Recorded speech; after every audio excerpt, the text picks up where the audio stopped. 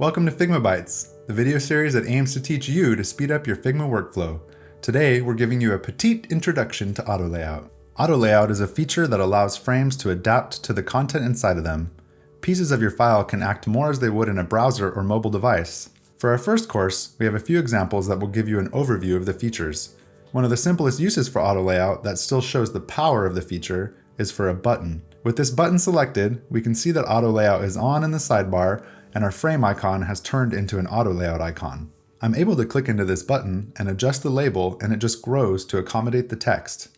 Let me show you the recipe. We'll create a new piece of type.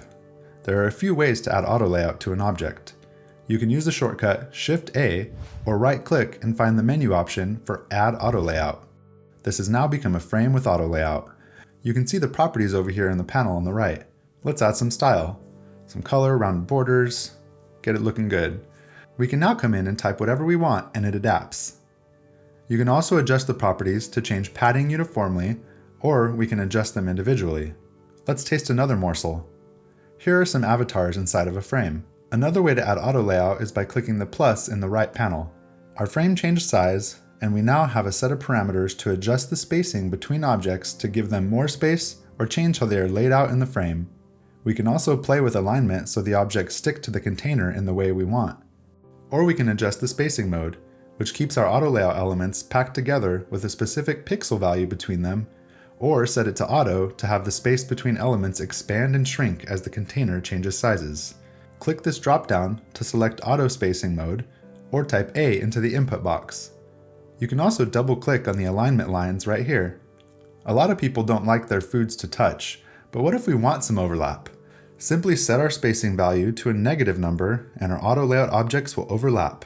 We can control how these objects overlap by changing the canvas stacking setting in this menu from last on top to first on top. Here's another example. Let's say you need to create a list in your design. You can use auto layout and nesting to make a really flexible component. We have a label and an icon. We're going to hit Shift-A to add auto layout. We can now see they are 7 pixels apart. We can adjust that, change their alignment, and we now have a list item that we can use.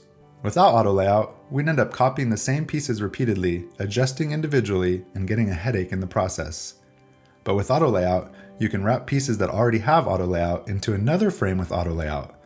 Now we can adjust the spacing between items and quickly duplicate them, all while our layout holds up. Another benefit of this is the ability to click one of the items and use our arrow keys to change their order. From there, we can duplicate our group of items, add a divider, and turn auto layout on for the parent frame to control the padding for the entire menu we've created. For our last dish, we'll create a grid of cards.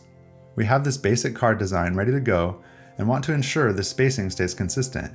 Let's select the container frame and add auto layout by right-clicking and selecting Add Auto Layout. We can adjust our spacing to be exactly what we want. This looks pretty good. Now let's add a badge to this card. Copy this badge component and paste it into our card.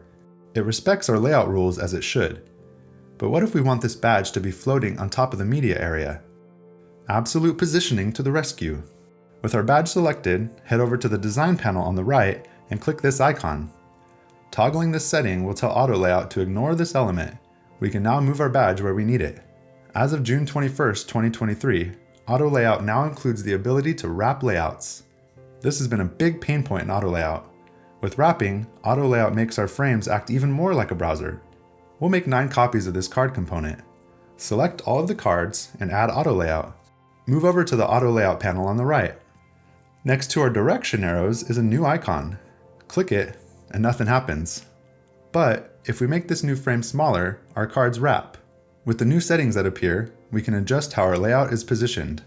Let's make our grid wrap at 3 across and make each of our cards fill their space. With our frame selected, press Enter to select all of the children, our cards. Now change their horizontal resizing to Fill Container. I snuck another new feature in this card, which is how we're able to make these cards change sizes like this. Figma now lets us add min and max widths. On our card component, we've set a min width of 220 pixels and a max width of 460 pixels. You can add and remove these values by clicking into the width and height menus in the upper right section of the design panel.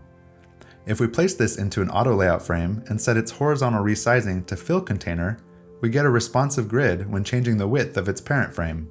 We can take this one step further by putting a min and max width on our grid itself. Select our card grid frame and head over to the width menu. Click it and select Add Max Width. Enter 800 pixels. Click it again and select Add Min Width. Enter 220 pixels. Now, resize our layout frame and notice what happens. We have a fully responsive grid that stops resizing at 800 pixels and wraps as it should when the frame gets smaller. That's how you achieve auto layout. I hope this Figma Bite helps you lay out ludicrous layers in your Figma files. Thanks for watching.